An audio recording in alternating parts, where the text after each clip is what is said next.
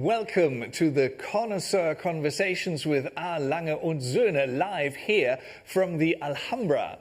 My name is Carl Norton, and I have the honor to host the upcoming 30 minutes, where we will focus on what it means to collect watches, and especially those from R. Lange und Söhne. We will address questions such as, what does it mean to collect mesmerizing timepieces? How do some of the world's leading collectors get started? And what is on their wish list, especially when it comes to R. Lange und Söhne? And for this conversation, I have the honor to welcome the CEO of R. Lange und Söhne, Wilhelm Schmidt. Hi, everybody. I hope it'll be an interesting 30 minutes. I'd rather do it in person. I look to my friends on the right side, which is a bit awkward to look into the TV, but I'm sure we'll have a good time. Thank you. Yeah, and because connected to us via video call, Peter Chong from Singapore and Ahmed Shania Rahman connected to us from the UK. Welcome, gentlemen. Officially, it really is a great honor and pleasure to have you here with us in the studio. Exactly, that's the international sign language of saying hello. Very good. Thank you. Thank you very much. Lovely to meet you, Peter, online, albeit you're in Singapore, I'm here in London. So opposite ends of the world, opposite time zones. For me, the day has just started. I think for you, the evening is progressing. And Wilhelm, it's lovely to see you. Very strange to see you across a screen, especially because the last time we were having dinner together when so we were true. in London. So, you know. It was one of these windows where you could do it, actually, and I thoroughly enjoyed it. Absolutely. Well, hopefully we can have a repeat very soon. Fingers crossed. Absolutely. Absolutely. Good.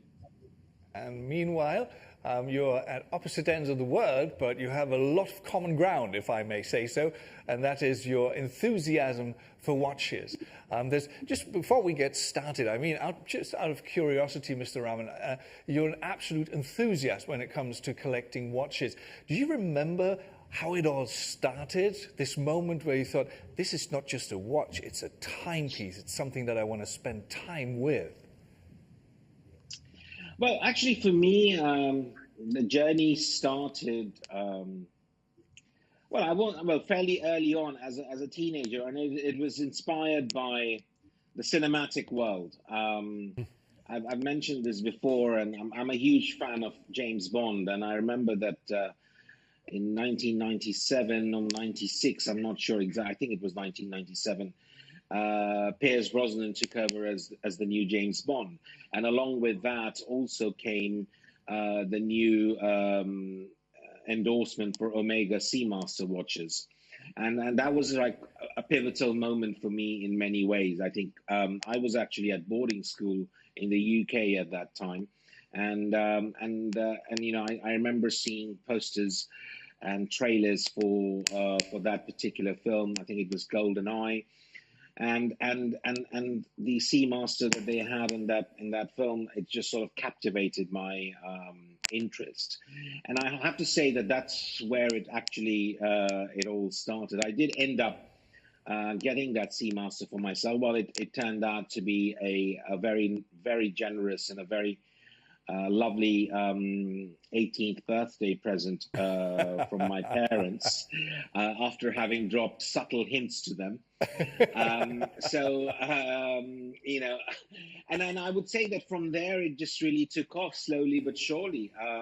It's interesting that, you know, of course, over the years, I've learned a lot, you know, and it's been such an exciting journey, and it's still very much an exciting journey. I can never say that the journey ends. There's a destination in sight. You know, it's ever moving and ever dynamic, because in collecting watches, that it's a passion, and it just keeps on morphing into, you know, different interests all the time. So I would say that's how it started for me. Excellent, and it's the perfect line to say. I mean, James Bond got me into watches. I mean, who else can say that? I know. that is Talk amazing. about being cliched, but yes.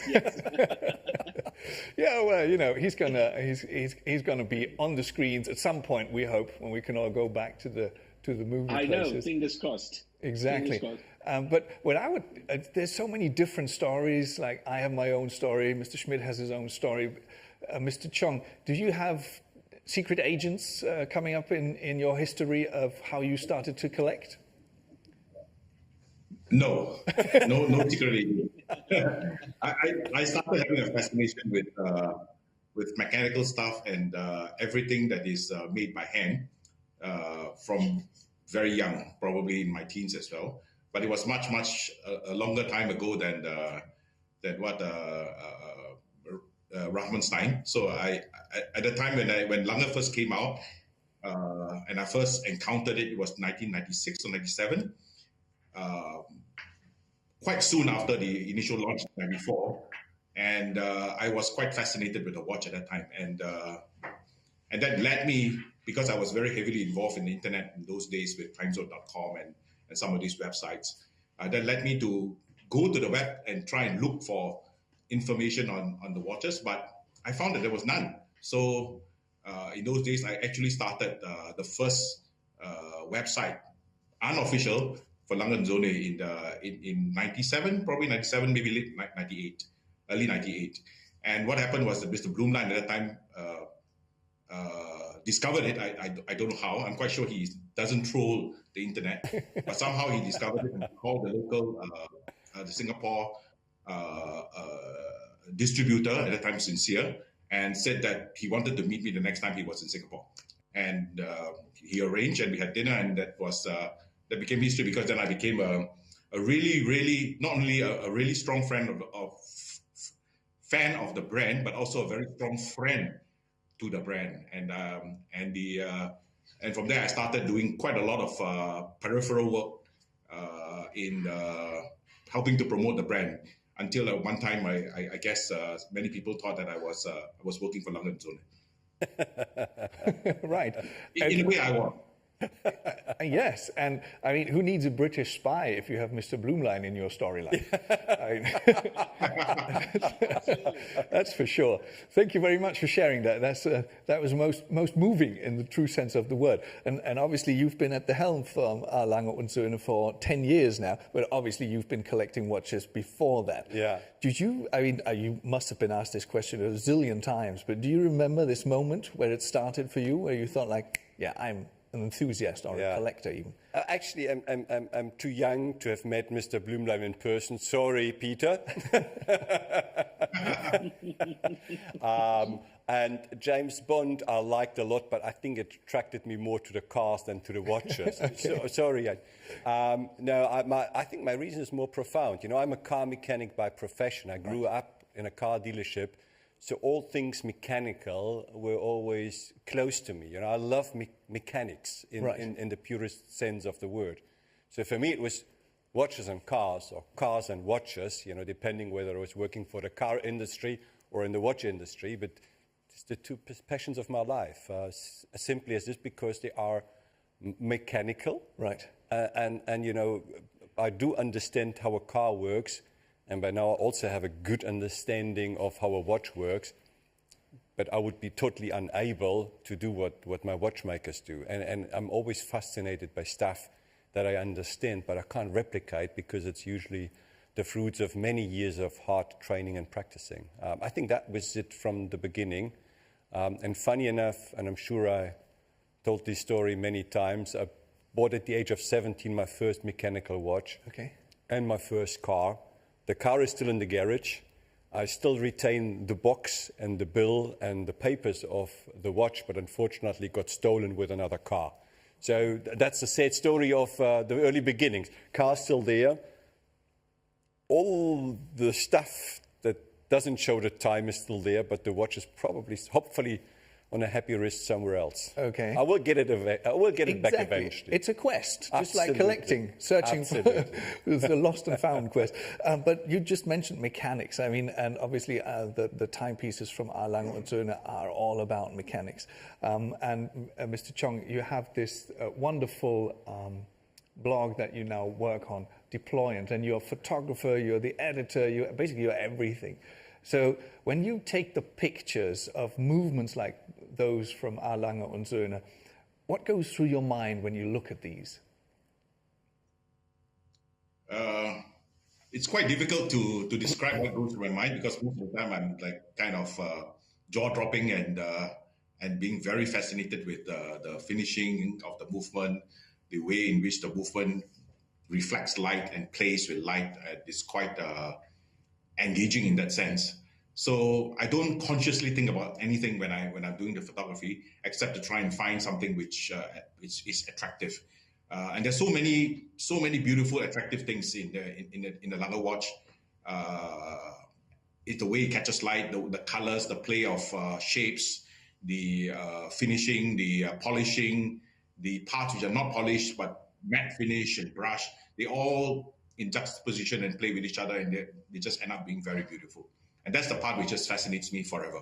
Right. And finishing is such a big topic that we're actually going to have a conversation just around that one topic. But when you take into consideration you're an author, you're obviously the co-founder, and you're the photographer, what satisfies you the most when you interact with the timepieces?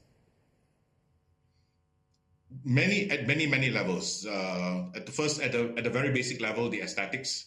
One of the things that Lange always gets right, I feel, and I've been telling people as well, somehow, even though it may be described on paper as being quite awkward, but ends up, the aesthetics are such that it's beautiful. Like, for example, if you try and describe in 1994 an asymmetric dial, which to somebody with this large date on one side, most images that come to mind will be something which is quite awkward. But and sometimes even the first time you encounter the Lange one in the early days, especially, the first impression could be something which is quite awkward. But over time, it is something which grows on you, and something which, because of the intrinsic, beauty of the layout, of the proportions, of the way in which the elements interact with each other, it ends up as being very beautiful and becoming something which is very endearing. Okay, so and of course the movement. Sorry. No. That's all down to the delay. So I apologize for. No, I say of course the movement as well. When I started collecting very long time ago, and in those days, the collecting mantra was quite different from today. So there were no hype watches in those days. Most watches were accessible. And the big overlining important piece or important thing that you go after is finishing. It's a bit like location for property. So it's just finishing for watches. And when Lange first appeared in the scene, it was against a lot of competition, because the Swiss were very big in those days. And nobody believed that a small little manufacturer in Glashütte, a place where nobody heard of, in the middle of nowhere in East Germany or Eastern Germany, the recently reunited Germany, could produce a watch which is at the very high end of luxury.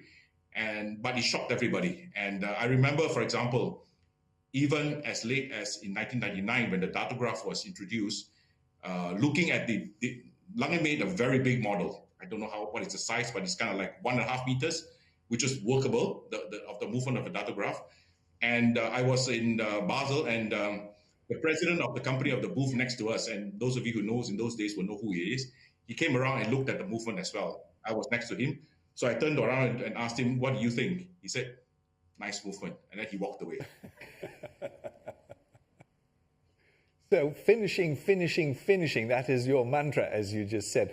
Mr. Raman, when Yes. you look at new additions of your collection, even when you look at your collection that you have right now, do you have something like this kind of mantra as well? Or what instigates your desire to add something to your collection? Well, for me, it's always been a threefold approach. First of all, I'd say that I would consider myself more to be a modern and contemporary watch collector as opposed to a vintage watch collector. Although my first series Lange Datograph from the late 90s would most probably be considered almost vintage now. Well, not really. I mean, but I like to think of it as like that because the subdials are aging nicely. The hands are showing signs of age and wear, and I absolutely love that about that watch. So it's always been a threefold approach for me. For me, I think, and in no order of priority, I've always looked at the aesthetics and design of the watch. That is very important to me. The watch has to be inherently wearable because I like to wear all my watches. I think buying a beautiful watch is best enjoyed on the wrist, not inside a safe. The second aspect of it is, of course, what beats inside, the movement, and finishing is a very large part of that movement. But having said that, different brands have different ideas about it. So that is the second thing that I consider. And the third thing is what I call, for me, it's the sort of the provenance would not necessarily be the correct. I would say it's the story that comes with the watch. So this is in many aspects, it might be applicable more to vintage watches. But for me, if a watch has a storied history, I mean, say, for instance, the Lange 1 and how it came about, or rather how it reinvigorated Lange and Zern. And, so that for me is in many ways is an era-defining timepiece. It's a statement piece because Lange 1 heralded the launch of Lange and Zern as we know today, although of course it was a brand from the past, but it did it so successfully. And same with the Datograph and subsequent models that have come through. So, these are the things that I basically consider when I'm looking at watching, buying, or looking to acquire a watch. I think these are the three things. And the best thing about this threefold system is that I can apply it to vintage watches, to modern watches, to contemporary watches, to fun watches, to design watches. It doesn't have to be necessarily to a specific genre of watches, if you know what I mean. Right. Well, thank you for letting us in on your strategic approach and building up your collection. Now, there's two things that Mr. Raman mentioned, and one is that he wants watches in his collections that are wearable. Now, I heard you mention this term over and over again, so that is something that our Lange & Söhne really looks at when they design a timepiece? Yeah. Look, it's a legibility. My eye view isn't the best anymore, so I'm actually a good guinea pig to see whether it works or not. But wearability in general, your usability, I should say, right, because a watch is there to be around your wrist. That's the natural habitat of a wristwatch, and that's where it needs to work. Hands are moving, and they're exposed to moisture. So it comes with the prerequisites, but I believe we are always being asked, what's the difference between Switzerland and Germany,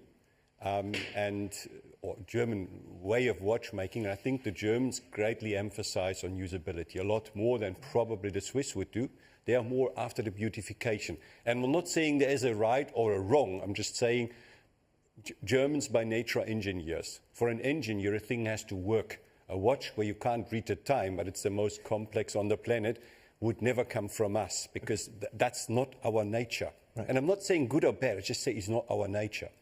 So I think if you emphasize, if variability, usability, robustness to some extent is on your shopping list, then this is where our brand probably has a fit in, where you can do the tick in the box if you go through your strategic objectives in enlarging your collection. Right. That's something I believe is very German, I have to say. So there's one thing that's very German. Storytelling is not so German. I mean, we're so much into facts and figures that we forget about stories. And it's the right opposite with our Lange & Söhne. And since Mr. Raman mentioned it, that the story that comes with the watch is so important. I would even disagree with this. I don't think we are good in storytelling. We just have some very good stories, which I believe is a big difference, because the one is a tale and the other is just an episode of your history that over time become part of your nature. Like, you know, when you see our watches in advertisements, they're always adjusted to the 25th, because Bloomline, you know, launched them on the 24th. In those days, there was no internet. So, and he wanted to have the watches accurately displayed the next day in the newspaper.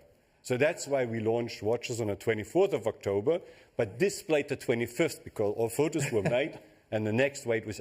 And ever since then, we maintained that 20. So is that a great story? At least it's a true story. Exactly. And for people that are into the brand, that means a lot, because it just illustrates, again, we are about subtle difference this year. It's about that mindset that you think things through. Right. You just don't do the first obvious. You think about the implications on later years or later things to come. I believe you can call that awkward, nerdy to some extent, but gladly, because we are a brand that will attract collectors. And collectors, I think, love that. What I found quite interesting, none of the two gentlemen, for example, said, it's investment. You know, the first thing I look at a watch is it a good investment? Right. They don't think about like this. They like that we improve in value. Don't get me wrong. And nobody wants to waste money. But it's not, you know, it's not the first part on their shopping list. That's a great investment. Okay. I get it. And it's actually it's more, let's say, a mental investment, that you sort of have this... It's passion, huh? Yeah, this passion for the timepieces. And Mr. Chong, I mean, I might have researched it incorrectly, but your passion drove you to leave your day job in order to write a book about the Pour le Mérite. So how did all that come together? Well, it's a long story, actually, because I started to be interested in the brand for a long time. I've already been photographing. I've been writing about the brand, trying to promote the brand. I was the moderator for the Time Zone Lange Forum for a long time. It was the first brand forum ever in the world, established, I think, in '98. And then I had the kind of the website before the official website. So I always wanted to write a book, because this is where you kind of put your name in posterity forever. And but I just never had time, because I was working a full-time job. I was running a kind of a substantial business in the Asia Pacific region. So I took a 1 year no pay leave. Actually, I told my boss I'm going to take a 1 year no pay leave and try and write this book and come back after this. The thing is that after writing the book, I enjoyed it so much that I stayed out and never went back. And that's how eventually I started deploying as a website to try and support this passion. So I kind of retired after that, after starting to write the book. But the writing of the book was very, very interesting. I had a lot of support from Lange. I actually lived in Glashütte, near Glashütte in Diepos de Walde, for 2 months almost. When I was doing the research for the book. And I also traveled the whole world, because the book covered collectors as well. Because as mentioned earlier, Lange is not a brand for investments. You don't buy it so that you can resell it 6 months later, 1 year later, and make a lot of money. As William has said, yeah, we like to make money, but that's not the aim. The aim is, it's about the collectors. And that's why the book, I have 6 collectors, which I featured, including Walter Lange as well, as one of those. And I traveled the whole world to try and interview and capture the photographs of these people and talk about the collecting journey. And that's, I think, a very important part of the collecting a Lange. And amazingly, Peter, I can well remember the photos in the book, and you can see that these watches, and there's even a steel tourbillon Pour le Mérite in it, which probably is worth a little fortune today. But you could look at the watch and you could see in the pictures, it's been heavily used. That was not a safe queen or a trailer queen, I would call them. It was actually a watch that had been used daily. So were the other watches, which is just, you know, as I said, we emphasize on robustness. Even the very complicated watches, you can wear, you don't need to worry about it. Yes. Well, one of the early stories, maybe I'll just mention this, one of the early stories I heard from Lange repair people is that the customer came back and said, look, this is a terrible watch. It's a Datograph, and it's horrible. then the question process, of course, is what's wrong with it? I said, well, I swam with this watch every day. It's waterproof for 25 meters, and look, the crocodile strap is completely destroyed. So just to double check, Mr. Ram, I think you own a very early, you mentioned it, a very early datograph. Any trouble with that one? Well, you know what? Honestly speaking, I've never had any trouble with that watch. And I have to admit, I mean, I don't know if I should, but I've actually never sent it for servicing since I bought that watch. So I think that's a testament of its time. Maybe it is. Maybe I need to take it to the boutique here in London for a quick check over at some point in time. But it hasn't. And again, referring back to what Peter said. I've changed the strap a few times on my watch because it has been with me since sort of the. If I remember from memory, I think I bought it. Actually, I bought it in auction around 2004, 2005. So it's been a while, but it was always my dream to buy that watch. So much so that I remember the auction was taking place in New York. And I was at that time in Bangladesh. And because of time difference, I actually set the alarm on my clock and woke up at like 5 in the morning to bid on this watch. and because I went to so much trouble, I decided that, it's only worthwhile if I win it, which I ended up winning. And I was very, very happy about it. So there you have, that's how it came about for me. I've never looked back on it. It's just one of the most amazing chronographs. Actually, it also inspired my love for chronographs in many ways, because a lot of my early collecting was focused on chronographs. Right. And one of the reasons was the Lange datograph, which inspired it. The sheer beauty of the movement, as it's, again, familiar to Peter, everyone always says, if you look at the back of the watch, and I think was it Mr. Blumlein who mentioned that people ended up wearing, owners of datograph likes to wear more with the watch showing the case back as opposed to the front more, purely because if you look at that picture, you have you have a little city, a metropolis sort of hiding in that case, and that's what makes that watch such a it's beautiful outside, but it's also extremely beautiful inside, and that's what I've always loved about it. And it's very functional. You can't beat that. It's a great chronograph. It's got a big date. So yeah, in terms of legibility, it's brilliant. And that brings me to the obvious thing, since we're at Watches and Wonders 2021, and there are novelties from our Lange und Söhne, and one is the triple split. So it happens to be a chronograph, and it happens to match all the criteria that you mentioned earlier. How did you react when you heard or saw it the first time?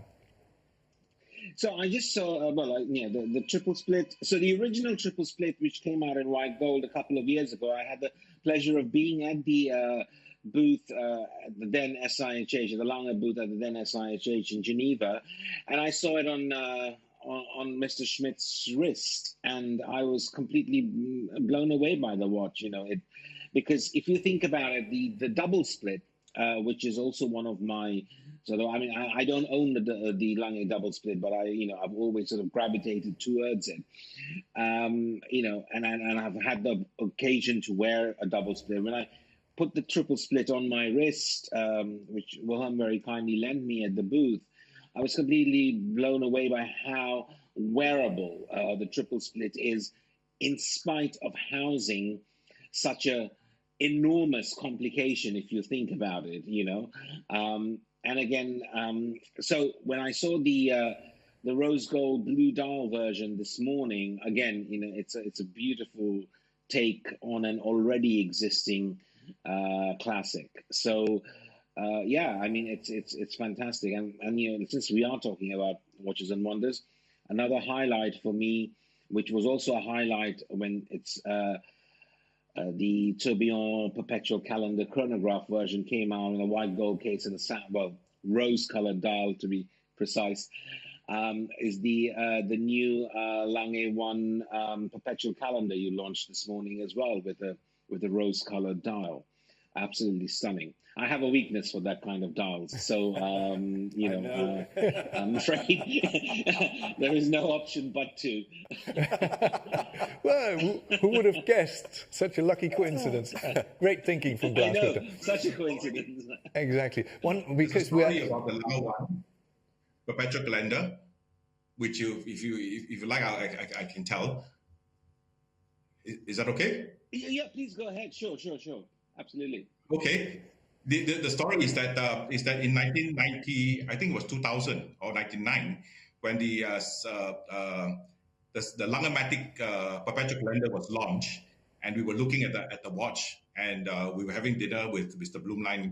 We challenged him, and I told him, look, make a Lange one a perpetual calendar, and that would be something which is very, very will be very, very interesting. And he looked at me and he said, no, it's impossible. Can't be done. And yet, when the Lange One perpetual calendar tourbillon was introduced a couple of years ago, and we shared this joke with Tony as well, it can be done, and it has been done. And that's the fascinating part about putting your mind to something which people think couldn't be done, but yet you can do it, and you add a tourbillon. And now I think it's even made even better and more accessible, because now it comes without the tourbillon. Yes, you're absolutely right. And I think the current rose dial version is just an absolute stunner. I agree with you, absolutely. I got the message. I got the message. Yeah, I think that's the most beautiful piece in this, in many beautiful pieces, but that's the one which is the most fabulous in this year's novelties. Correct. Completely agree. Okay. excellent. Sorry for Gentlemen, the digression. that is absolutely fascinating. It even works with you being in separate parts of the world and Mr. Schmidt being here. A lively discussion, and so lively that out of the 10 questions that I actually prepared, I only asked 2. And time's up. So I thank you very, very much. Obviously, 30 minutes is nothing to a collector, and I absolutely understand that it feels like we're cutting you short. And I apologize for that, obviously. But it was just great that you agreed to this conversation. It was the premiere, and it was a beautiful premiere. And thank you, of course, to you being here in the studio. Look, I promise you guys, the moment we can travel and meet each other, we'll do that, not through the screen, but face to face. And we can't wait. And absolutely. But you know what? You're in the UK, you're probably a lot better off. I think come summer, be aware that I may come around. So that's a lot easier than probably getting to Singapore. Thanks a lot, guys. Stay healthy, stay calm. And we stay in touch, of course. Thanks a lot. And the same to you. Thank you. Thank you, and goodbye. Thank you very much, Carl. Bye. Thank you for the lovely Cheers, questions. bye-bye. Thank you, bye-bye. All the best.